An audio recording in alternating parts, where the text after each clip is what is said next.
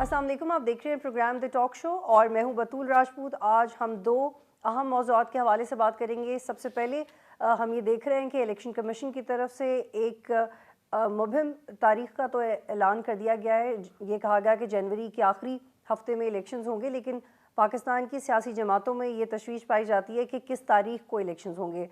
Peoples party का मुतालबा ये था कि इलेक्शंस की तारीख का ऐलान करके स्केड्यूल अनाउंस किया जाए। नून लीग का भी यही मुतालबा था और दीगर जमातों का भी, लेकिन इस तरह से अनाउंसमेंट के बाद जिसमें हफ्ता तो बता दिया गया लेकिन तारीख नहीं बताई गई। सियासी जमातों में शायद सियासी बेचैनी तो कम हुई है, लेकिन यकीन फिर भी इलेक्शंस को लेकर इतना ज़्यादा नहीं हुआ। पाकिस्तान पीपल्स पार्टी की क्या स्ट्रैटेजी होगी, आज कमर जमा कायरा साहब पाकिस्तान पीपल्स पार्टी के सीनियर रहनुमा मुझे ज्वाइन करेंगे और हम उनसे पूछेंगे कि क्या वाकई इस सियासी जमातों को लेवल प्लेइंग फील्ड नहीं है। बिलावल भुट्टो साहब ने ये बयान क्यों दिया था और किसके लिए दिया था, और ऑन दी अदर हैंड ये भी पूछेंगे कि सीसीआई मीटिंग के बाद पाकिस्तान पीपल्स पार्टी के स्टांस में ये चेंज क्यों नहीं आया और वो किस तरह से देखेंगे कि नवाज शरीफ को अगर कानून के तहत डील किया जाता है, या जैसे निगरान वज़ीर इत्तलात ने कहा है कि जो भी कानून के मुताबिक होगा उनको उसी तरीके से डील किया जाएगा, तो क्या हम नून लीग के लिए भी एक अनश्योर लेवल प्लेइंग फील्ड देखेंगे। और प्रोग्राम के आखिरी हिस्से में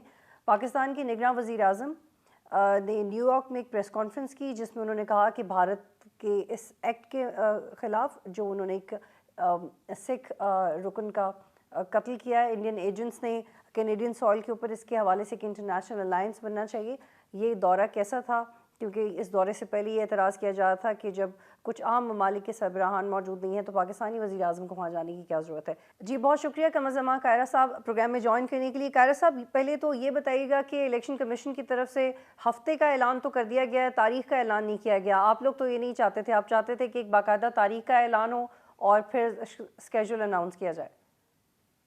जी यकीनन हमारी डिमांड यही थी। हम तो कह रहे थे कि 90 डेज में इलेक्शन होना चाहिए, लेकिन साथ ही हमने ये भी कहा कि जो भी हो शेड्यूल दे देना चाहिए इलेक्शन कमीशन को, ताकि जो एक गैर यकीनी की सूरत हाल है ये खत्म हो। और अब हम समझते हैं कि इलेक्शन कमीशन को ये जो उन्होंने सिर्फ एक हफ्ते का कहा है, इसकी बजाय अगर शेड्यूल दे दे तो बहुत सारे सवाल जो हैं वो ऑटोमेटिक एड्रेस हो जाएंगे।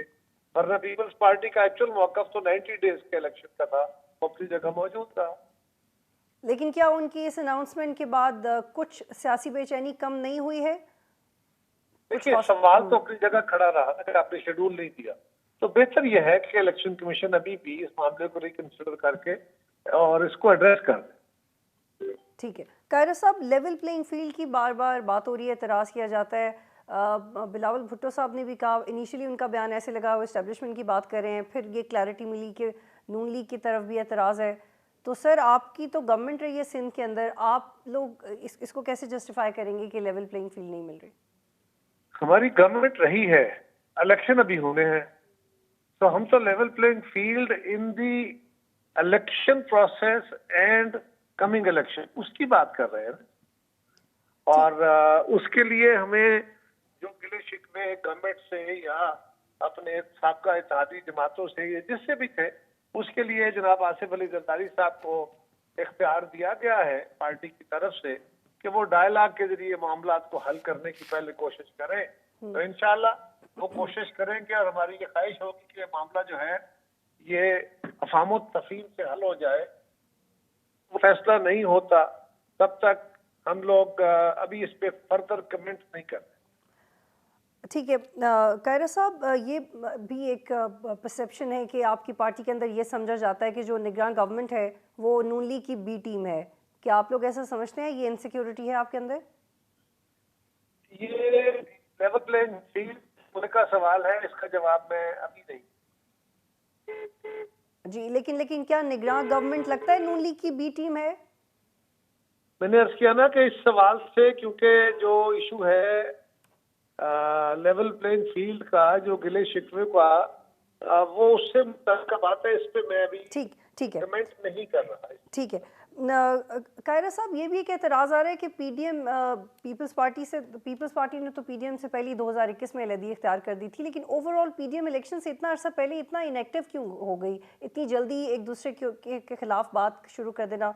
ये एक एतराज़ आ रहा है कि may be it's too early, कुछ अरसा आपका इत्तेहाद ही रहना चाहिए था। पीडीएम जो था ना जी, पीडीएम एक इत्तेहाद था जो एक खास वक्त में बना और वो अभी कायम है, लेकिन वो किसी इंतखाबी इत्तेहाद की सूरत में नहीं था। एक असेंबली के अंदर से जॉइंट अपोजिशन से बना। अब वो फर्दर उसको किस तरह आगे लेके चलते हैं, ये उनका अपना जो उसकी मुतल्लिका जमात है या उनकी क़यादत है फैसला करेगी कि वो पीडीएम के। जहां तक हमारा और मुस्लिम लीग के दरमियान या पीटीआई अपने जेयूआई के साथ थोड़ी बहुत कोई गुफ्तगू ऐसी हुई है, तो क्योंकि हम आपस में मुखालिफ जमाते हैं, हमने अपने अपने इलेक्शन लड़ने हैं, तो हमारे कारकुनों में कुछ ना कुछ तलखी उनकी गुफ्तगू कभी आ जाती, कोई लड़ाई की कैफियत न थी और ना होगी इंशाल्लाह, बल्कि ये चीजें लॉजिकल कंक्लूजन के अंदर रहेंगी। जो रूल्स ऑफ द गेम है उसी के अंदर तय रहते हुए हम इंशाल्लाह पॉलिटिक्स करेंगे।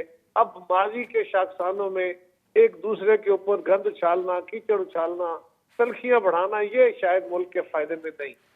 ठीक है कायरा साहब, रिसेंटली आसिफ अली जरदारी और चौधरी शुजात साहब की भी मीटिंग हुई, कोई बाज़ाब्ता बयान तो इसका हवाले से सामने नहीं आया, लेकिन कयास आराइयाँ ज़रूर हैं। एक तरफ ये आपकी पार्टी से बयान आता है कि किसी के साथ इत्तेहाद नहीं करना चाहते क्योंकि हम इससे बिलीव करते हैं, दूसरी तरफ फिर ये चौधरी शुजात हुसैन से मुलाकात भी। तो सर ये क्लैरिटी क्या आप लोग करेंगे, सीट एडजस्टमेंट ख़ास तौर पे पंजाब में कर सकते हैं या बिल्कुल भी इत्तेहाद की तरफ नहीं जाएंगे? देखिए ना, ये तो एक ऐसा इशू है जिसपे मैं अपनी कोई राय नहीं दे सकता। मेरी जमात की क़यादत अपनी जमात से मशवरत के बाद इस पर फैसला करेगी और जरदारी साहब से मशवरा वो अगली हमारी सीईसी की मीटिंग में अपनी राय रखेंगे और उस पर जमात बहस करके कोई फैसला कर लेगी। अभी इसके बारे में कहना काबिल-ए-ज़ब्त है और लीडरों के साथ मिलना, सियासी जमातों से मिलना अगले इलेक्शन को जल्द और बेहतर इनेकाद के लिए और सियासी तलखी के कम रखने के लिए ठीक है। कायरा साहब, रिसेंटली खुर्शीद शाह ने राजा रियाज के बारे में एक स्टेटमेंट दी कि ऑलरेडी एक उनकी अंडरस्टैंडिंग थी शहबाज शरीफ के साथ, इस पे कमेंट कीजिएगा। क्या इसने एक ट्रस्ट डेफिसिट क्रिएट किया पीएमएलएन और पाकिस्तान पीपल्स पार्टी के दरमियान? मैं आप सवाल थोड़ा सा दोबारा। जी कायरा साहब, मैं कह रही हूँ कि खुर्शीद शाह साहब ने रिसेंटली राजा रियाज के बारे में भी एक स्टेटमेंट दी कि उनकी ऑलरेडी अंडरस्टैंडिंग थी शहबाज शरीफ के साथ नए डिसीजंस के बारे में। तो क्या इस चीज़ ने भी पीपल्स पार्टी और पीएमएलएन के दरमियान इख्तलाफ में कोई इसका ताल्लुक नहीं है। इख्तलाफ है भी इतना बड़ा नहीं, इख्तलाफ बुनियादी तौर पर तो अपने अपने मंशूर अपने अपने वोटों का है, लेकिन राजा रियाज साहब का तो आपको भी पता था, हमें भी पता था, सारे मुल्क को पता था कि उन्होंने अपना मुस्तकबिल किधर लेके जाना। ठीक ठीक। कायरा साहब, रिसेंटली खुर्शीद शाह साहब ने एक इंटरव्यू दिया और उसमें उन्होंने कहा है कि पीएमएलएन को चाहिए कि वो जनरल बाजवा और दीगर लोगों के खिलाफ कार्रवाई करें, और जैसे नवाज शरीफ खुद भी अपने बड़े बोल्ड बयान रिसेंटली भी दिए हैं, तो आपको लगता है कि जैसे खुर्शीद शाह ने भी कहा है और नवाज शरीफ भी पहले कह चुके हैं, ये एक्चुअली हो सकता है, ये लोग अकाउंटेबल होंगे? देखिए, अकाउंटेबिलिटी की हद तक तो जनरल मुशर्रफ के खिलाफ भी आर्टिकल 6 का मुकदमा हो गया था ना जी, लेकिन इसके बारे में पीपल्स पार्टी क्या कहती है उसके बारे में मैं अभी कुछ कहने से कासर हूँ। मेरी जमात अगली मीटिंग के बाद ही इस पे कोई पॉलिसी स्टेटमेंट दे सके। ठीक। कायरा साहब, ये सवाल का भी जवाब दीजिएगा कि क्यों आपके बारे में ये तासुर है कि सीसीआई की मीटिंग के बाद पीपल्स पार्टी ने एक यू टर्न ले लिया? किसकी मीटिंग के बाद? सीसीआई की मीटिंग के बाद नई मरदमशुमारी और डीलिमिटेशन के हवाले से पीपल्स पार्टी ने अपना एक नया नैरेटिव बना लिया। पीपल्स पार्टी हमेशा आइन और कानून की बालादस्ती की बात करती है, अब भी हमारा वही मौक़िफ़ है। 90 डेज में कानूनी तौर पे इलेक्शन होना जरूरी है। सीसीआई की मीटिंग में हल्का बंदियों का इशू नहीं था, वहां मर्दमशुमारी को फाइनल करने का और उस पर अपनी हतमी राय देने का था। 2017 की मर्दमशुमारी मुतनाज़ा हो गई थी और हमें एक आईनी तरमीम के जरिए प्रोविजनल रिजल्ट के तहत हल्का बंदियां करा के इलेक्शन कराना पड़ा था। इसलिए जब इस दफा हाँ, ये जरूर है कि इलेक्शन के बिल्कुल करीब आके ये मामला मुकम्मल हुआ, अगर ये पहले तय हो जाता, मरदमशुमारी का अमल मुकम्मल हो जाता, तो ये भाम पैदा ना होता। अब ऐसा हुआ कि उसकी डेट भी आ गई, सेंसस भी पूरा हो गया, और जब उसके रिजल्ट खुले तो पता चला कि अब इसमें बैलेंस ग्रोथ है, कोई इम्बैलेंस भी नहीं है कि किसी आईनी जरूरत पड़े आईनी तरमीम की। लिहाजा उसको इत्तेफाक राय से पास किया गया, और अगर कोई जमात उसको पास न करती तो वो तो कौमी इत्तेफाक राय तोड़ती है। ठीक। कारी साहब, एक और जाविया से आपसे सवाल करना चाह रही हूँ। आपने भी कहा, आपके कॉलीग्स भी कहते रहे हैं, रिसेंटली भी कहा कि अगर शफाफ इलेक्शंस हों तो बिलावल साहब भी बनेंगे वज़ीर आज़म, लेकिन ये अगर का लफ्ज़ इस्तेमाल क्यों करना पड़ रहा है? आपको भी यकीन नहीं है कि इस दफ़ा भी इलेक्शन शफाफ नहीं होंगे? पाकिस्तान की तारीख मतलब इलेक्शन के धांधलियों के, पोस्ट इलेक्शन, प्री इलेक्शन, हर तरह की धांधलियों से भरी पड़ी है। लिहाजा शक व शुबे तो चलते ही रहते हैं। ठीक है। कायरा साहब, आपसे आखिरी सवाल ये कि कायद-ए-आज़म यूनिवर्सिटी में तलबा यूनियन बहाल करने का फैसला किया गया है। चीफ जस्टिस साहब ने राना भगवान दास के बाद वो दूसरे चीफ जस्टिस हैं जिन्होंने सिटिंग का वो हिस्सा बने। आपको लगता है कि पार्लिमानी निज़ाम के लिए बहुत अच्छा फैसला है, क्योंकि ज़ियाउल हक साहब के दौर में इस सब को ख़त्म कर दिया गया था और ये इंस्टीट्यूशनलाइजेशन के लिए बड़ा अच्छा स्टेप है? स्टूडेंट्स यूनियन और लेबर यूनियन स्टूडेंट ये यूनियन। जमहूरी मुआशरों का हिस्सा होते हैं। जी। हमारे मुल्क में बदकिस्मती से कामराना दौर में ये कहते हुए कि स्टूडेंट पॉलिटिक्स की वजह से स्टूडेंट्स में बड़ी लड़ाइयाँ और आपस में तल्खियाँ बढ़ जाती हैं, लिहाजा इससे तालीमी अमल मुतासर होता है, उन्होंने यूनियन को बैन कर दिया। ये बात दुरुस्त है कि स्टूडेंट्स के अंदर तल्खी बढ़ गई थी और बढ़ जाती है, लेकिन ये भी जरा ज़हन में रखिए कि हमारा मुल्क भी ऐसा ही है। हमारे मुल्क के अंदर लोगों का मिजाज भी जरा तल्ख है, तो क्या हम पूरे जमहूरी अमल को बंद करेंगे? ये गलत फैसला था और अब एक अच्छा फैसला हुआ है। बिल्कुल हमारे मुल्क के अंदर जो स्टूडेंट्स यूनियन है उनको बहाल होना चाहिए और ट्रेड यूनियंस को भी बहाल होना। ठीक है। कायरा साहब, वेरी शॉर्टली, नवाज शरीफ साहब कह रहे हैं कि वो वापस आ रहे हैं। जिन सहाफ़ियों से उनकी मुलाकातें हो रही हैं वो भी कह रहे हैं कि नवाज शरीफ साहब एक तो 21 तारीख को हर हाल में वापस आ रहे हैं और भरपूर ताकत के साथ आ रहे हैं। अब ये भरपूर ताकत वोट की है या दूसरी है? जाहिर तो वोट की होती है जी, और कौन सी ताकत हो। तो आपको लगता है कि उन्हें बहुत सारे वोट मिलने वाले हैं जब आएंगे तो? नहीं, वोट तो जाके इलेक्शन में मिलेंगे ना जी। अवाम की ताकत का इजहार तो जिस दिन आएंगे उस दिन उनकी जमात जो है वो उनके लिए बड़े इस्तकबाल का इंतजाम करेगी, वो बड़ा जलसा करेंगे, तो ये उसकी बातें हो रही होंगी। बाकी तो फैसला तो वोटों के जरिए होना है, तो वो तो इलेक्शन के दिन होगा। ठीक है। कायरा साहब, गवर्नर सिंध ने कहा है कि डॉलर नीचे आ जाएगा, प्रोबेबली 255 तक आ जाएगा। आपको लगता है कि निगरान गवर्नमेंट के नीचे आ जाएगा? अल्लाह करे ऐसा हो, कोशिश कर रहे हैं, अल्लाह करे ये कर पाए, ये तो हमारे मुल्क के लिए बहुत बेहतर है। ठीक है। और जो आपके नए सिंध के निगरान वजीर दाखिला हैं वो भी ये कहते हैं कि जी इस महीने के एंड में सिंध बदल जाएगा, कराची बदल जाएगा। बहुत अच्छी बात है जी, अगर कराची बदलता है, अमन होता है, खुशहाली आती है, कराची के मसाइल हल होते हैं, तो कौन खुश नहीं होगा, हम सारे खुश होंगे। ठीक है, बहुत शुक्रिया कमर जमा कायरा साहब प्रोग्राम में ज्वाइन कर रहे थे। एक ब्रेक लेते हैं।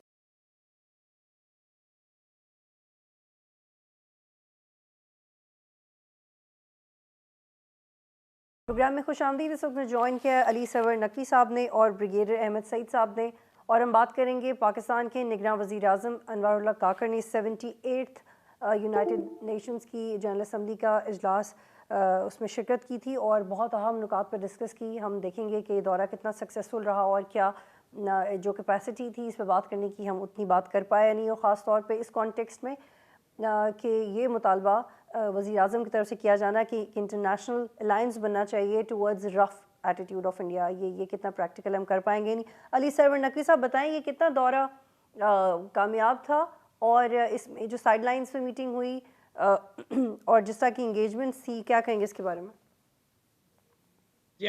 मैं समझता हूँ कि दौरा कामयाब कहा जा सकता है, क्योंकि यूएन जनरल असेंबली में वज़ीर आज़म, निगरान वज़ीर आज़म की तकरीर बड़ी अच्छी थी, बहुत क्लैरिटी थी उसमें और आर्टिकुलेट बहुत अच्छी तरह वजाहत की उन्होंने हर मामले की। उन्होंने इलाकाई मामलों पे जिक्र किया, बैनुल अक़वामी मसलों का जिक्र किया, जैसे कि मौसम की तब्दीली, और उसके अलावा वो इंडिया और अफगानिस्तान के बारे में पाकिस्तान का मौक़िफ़ बताया, और इस्लामोफोबिया का जिक्र किया। तो मैं समझता हूँ कि सारी वो बातें की जो कि हमारे ख़ारजा पॉलिसी के अहम नुकात हैं। जहाँ तक आप उसकी बात कर रही हैं कि इंटरनेशनल अलायंस, वो उन्होंने ज़रूर कहा है, कहना चाहिए, हम्म, क्योंकि भारत का रवैया, भारत की पॉलिसीज़ वो ऐसी हैं कि उसमें बहुत सी बातें बिल्कुल नाक़ाबिल कबूल हैं, और उनको उनको उनकी उनका प्रचार करना चाहिए। अच्छा, लेकिन ये अलायंस का बनना मुश्किल है, इसलिए कि भारत की इक़्तिसादी ताकत बहुत मज़बूत है, बहुत बड़ी है, और अमूमन ममालिक ये नहीं चाहेंगे कि किसी के खिलाफ महाज़ बने। अब देखिए ना, अमेरिका कोशिश करता है कि रूस के खिलाफ एक महाज़ बने यूक्रेन की जंग के सिलसिले में। लेकिन बावजूद इसके कि अमेरिका इतनी बड़ी ताकत है, ग्लोबल पावर है, उसके बावजूद कोई उसमें ख़ास पेशरफ़्त नहीं हुई है, और बहुत से ममालिक ने अपने अपने तहफ़्फ़ुज़ात का इज़हार किया ठीक है। है। नकवी साहब, तो वज़ीर आज़म ने ये भी कहा है कि it is first of its kind event after world war one, जहाँ पे किसी एशियन कंट्री की तरफ से वेस्टर्न कंट्रीज़ में बाकायदा ऐसे कत्ल का प्लान किया गया हो, और वो हुआ हो, और रिपोर्ट भी हुआ हो। तो ये फर्स्ट ऑफ इट्स काइंड है, तो इसकी ट्रीटमेंट भी अनयूजुअल होनी चाहिए। हाँ, वो दुरुस्त है।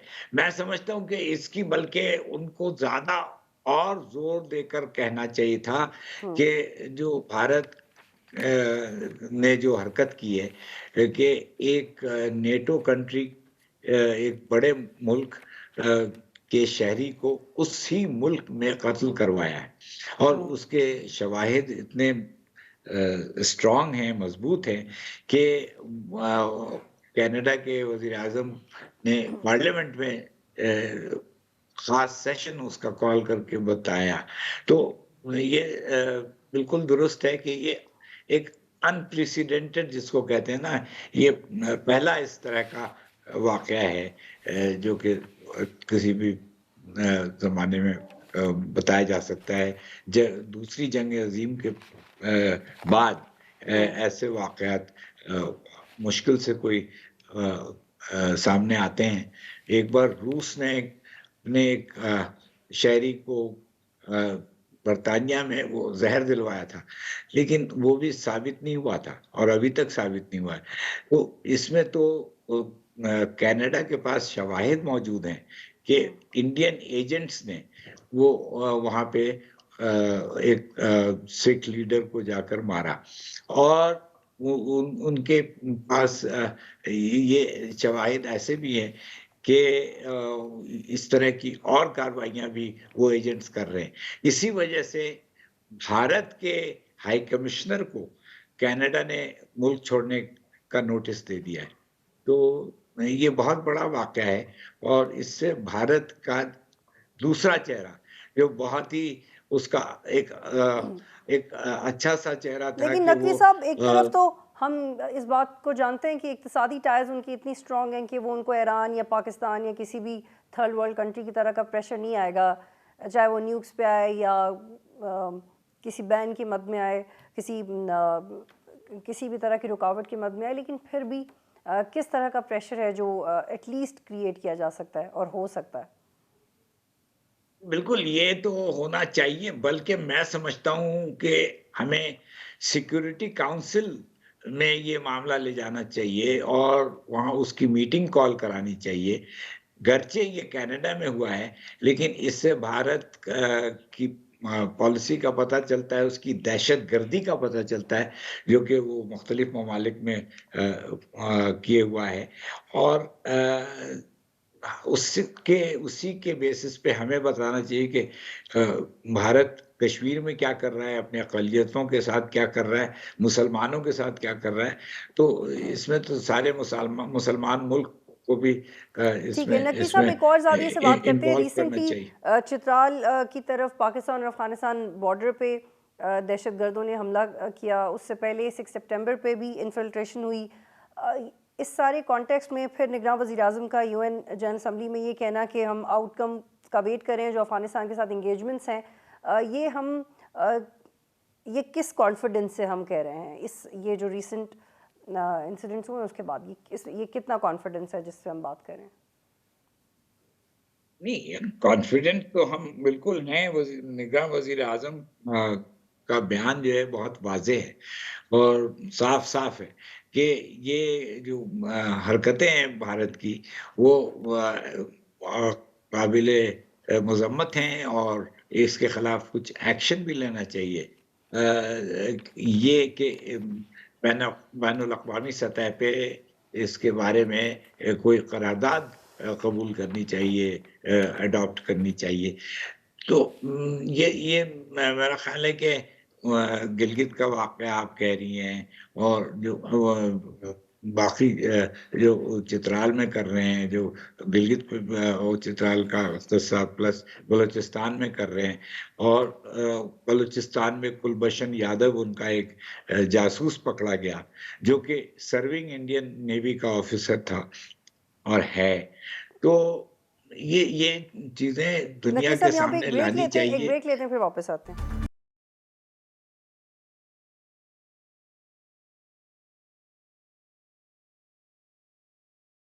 प्रोग्राम में खुशामदीद। सईद मिनाज साहब भी मेरे साथ मौजूद हैं।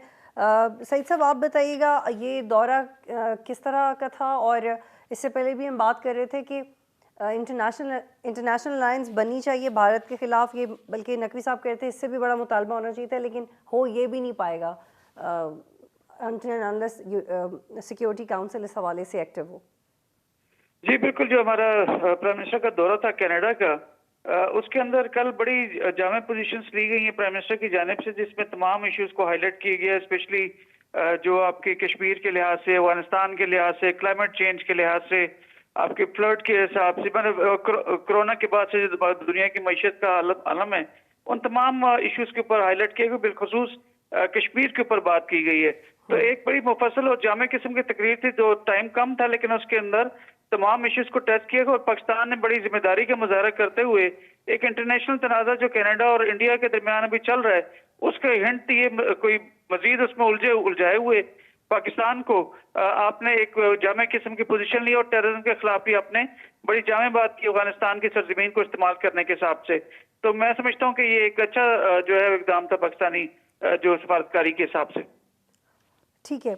और एट द सेम टाइम उन्होंने अफ़गानिस्तान के हवाले से भी बात की है कि हमारी कुछ इंगेजमेंट्स हैं और चाइनीज़ इंटरेस्ट की भी बात की, लेकिन जो रीसेंट वाक़यात हुए हैं बॉर्डर के ऊपर, हम ये आपसे जानना चाहेंगे कि क्या अभी भी उन इंगेजमेंट्स की स्पीड और वो जो कॉन्फिडेंस बिल्डिंग मेजर्स पहले लिए गए थे, अभी उनकी स्ट्रेंथ वही है या वो थोड़ा सा बैकफुट पे चले गए?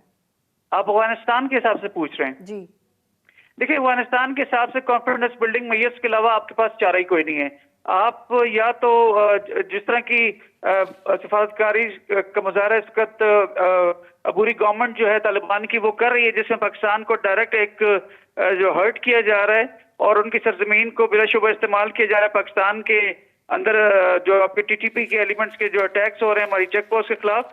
तो आपने एक कॉन्फिडेंस बिल्डिंग मेजर्स का दोबारा एक मौका दिया है बुरी गवर्नमेंट को कि मिल बैठ के बात करें और एहसान का बदला जो है वो खुशनुदी से दें, एहसान से दें, अच्छी एक रवायत कायम करके दें। बल्कि ऐसा ना हो कि आप पाकिस्तान ने उनके ऊपर एहसान कर रखा है पिछले 40-50 सालों से, और तकरीबन 30 से 40 लाख अफगानियों को यहाँ पे अपने पास रखा हुआ है और उसका रिटर्न में वो इंडिया के साथ मिलकर और इंडिया की बातों में आके वहाँ पे इंडिया से और पाकिस्तान के खिलाफ टीटी मिलके कार्रवाइयां कर रही है। तो सीबीएम्स के लिहाज से जो बातचीत हुई है और स्पेशली अभी तोरखम का बॉर्डर तकरीबन 10 दिन बंद रहने के बाद दोबारा खुला है, उसमें काफी हद तक जो आपने जब उनकी अफगान ट्रांजिट ट्रेड को रोका है और उसके चेक्स एंड बैलेंसेस को बढ़ाया था, तो उससे जो पाकिस्तान के अंदर से जो आपकी स्मगलिंग हो रही थी और डॉलर वहां पे मूव कर रहा था, तो अब देखें डॉलर भी स्टेबल होता जा रहा है, क्योंकि आपकी उस तरह से जो बॉर्डर क्रॉस करा रहे थे ये लोग अफगान प्रेजेंट ट्रेन के गाप के अंदर, तो उसको जब चेक एंड बैलेंस शुरू हुआ तो अब वो उस तरह से नहीं मूव कर रहा है। तो ये तमाम चीजें इंडिकेट करती हैं कि किस तरह से अफगानी जो है वो पाकिस्तान की मईशत पे ऑलमोस्ट लाइक 30% काबिज हैं, और एक सर्वे के मुताबिक 30% ऑफ दी पाकिस्तानी मनी जो है उसके ऊपर उसकी मैनिपुलेशन जो अफगानियों के हाथों में डिफरेंट उन्होंने यहाँ बिजनेसेस शुरू कर रखे हैं। और आज की आपने रिपोर्ट जो सुनी होगी लाजमी कि इस तरह के भी बड़े कभी शवाहिद इस बात पे मिले हैं कि आपके जो टीटीपी के जो लोग हैं अफगानिस्तान की सरजमीन से वो पाकिस्तान में पत्ताखोरी के लिए यहाँ अपने एजेंट्स को इस्तेमाल करते हैं। तो एक गैंग को भी बस्ट किया गया। तो ये तमाम चीजें पाकिस्तान के मौक़िफ़ की तायीद करती हैं। आप काइंडली मेरे साथ यहाँ जी आप काइंडली मेरे साथ यहाँ पे रुकिएगा। अली साहब और नकवी साहब, मुझे प्रोग्राम वाइंड अप करना है, लेकिन आखिर में भारत के हवाले से ये मैं आपसे ख़ास तौर पे बात करना चाहती हूँ कि जब भी ऐसे वज़ीर आज़म तकारीर करते रहे हैं फ्लोर के ऊपर यूनाइटेड नेशंस के, बड़ा इनकरेजिंग है, हमें अच्छा भी लगता है, बड़ी अच्छी वाइब आती है, बड़े कॉन्फिडेंस के साथ हमें लगता है कि हमें अपने सब इश्यूज़ का पता है, हम उसके बारे में बड़ी तगड़ी तकारीर कर सकते हैं। पहले वज़ीर आज़म भी करते रहे, लेकिन जब फिर यही वज़ीर आज़म मुल्क के अंदर वापस आते हैं तो डोमेस्टिक इश्यूज़ में ज़्यादा मसरूफ़ नज़र आते हैं। इस दफ़ा भी यही होगा। आपने देखा कि बड़ा क्या इस दफ़ा भी ये होगा, और ब्रिलियंटली जब इंटरव्यू दिया तो उसमें बड़ा टाइमली रिएक्शन था जो हमारी तरफ से गया, और बड़ी एक रेलेवेंट जगह के ऊपर। अब जब वापस आ जाएंगे वज़ीर आज़म साहब, तो क्या तब हम स्पेसिफिकली हमारी फॉरेन पॉलिसीज़ के ऊपर काम करेंगे? नकवी साहब जी हाँ, देखिए अक़वाम मुत्तहिदा में जो वज़ीर आज़म निगरान वज़ीर आज़म की तकरीर थी, वो एक हमारी फॉरेन पॉलिसी डिक्लेरेशन के तौर पे होती है और हर साल होती है, जबकि कोई सरबराह चाहे वज़ीर आज़म चाहे वज़ीर ख़ारजा वो वहाँ पे वो तकरीर डिलीवर करता है और उससे आपकी पोजीशन आपका मौक़िफ़ की वज़ाहत और प्रचार होता है। लेकिन इसका मतलब ये नहीं कि मसले हल हो जाते हैं। मसले हल होना जो है वो अलग किस्सा है। अब जहाँ तक जो अंदरूनी मुल्क के हालात हैं, उसमें तो मैं समझता हूँ कि ये निगरान हुकूमत का काम है इलेक्शन कराना, और ख़ारजा पॉलिसी की एक कंटिन्यूटी होती है जो हर हुकूमत आगे बढ़ाती है, तो वो कंटिन्यूटी कायम रहेगी। मसले हल होने का जो तरीक़ाकार है वो उसके और तरीके हैं। वो आपको वो दोस्त ममालिक से मिलकर कुछ प्रेशर डालना होता है, ठीक है, बहुत कुछ शुक्रिया आप बातों दोनों का पे प्रोग्राम में ज्वाइन करने के लिए। इजाज़त दीजिए, अल्लाह हाफ़िज़।